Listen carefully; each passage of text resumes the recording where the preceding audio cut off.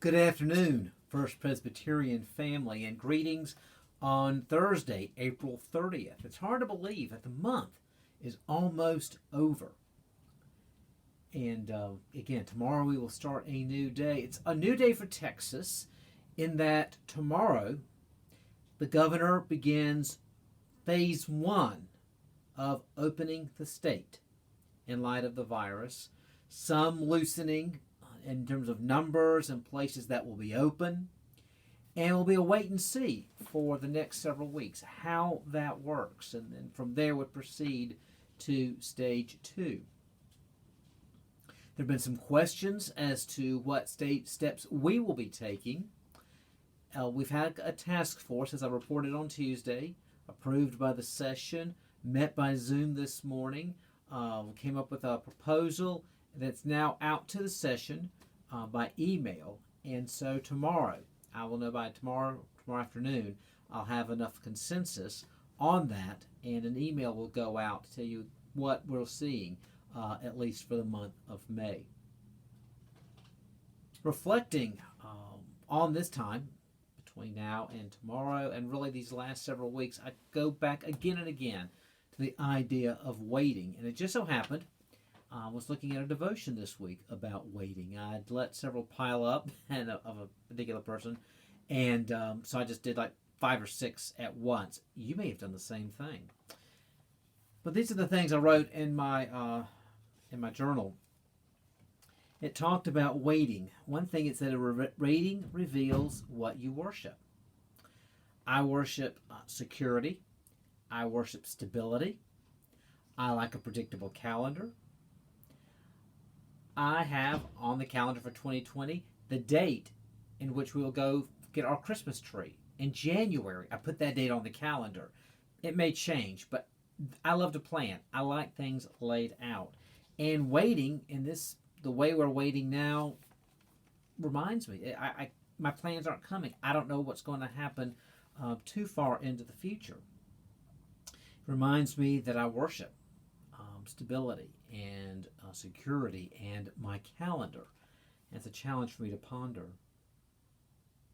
Waiting is never wasted. Now that's a thought.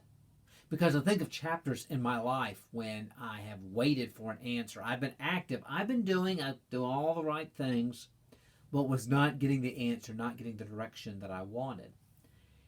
And then the answer comes, and I go, oh, I should have done it like all the great saints would have done it.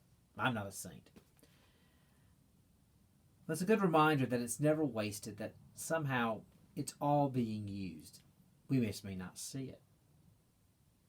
And third, waiting, I was talking about wasting. Waiting helps us to focus on God's faithfulness. And I've pondered that. Some seasons of waiting and what was the outcome. May not always been the way that I wanted, but the outcomes have been there and have been sufficient. And again, that reminder, it's tough in the process, but in that to remember God's faithfulness.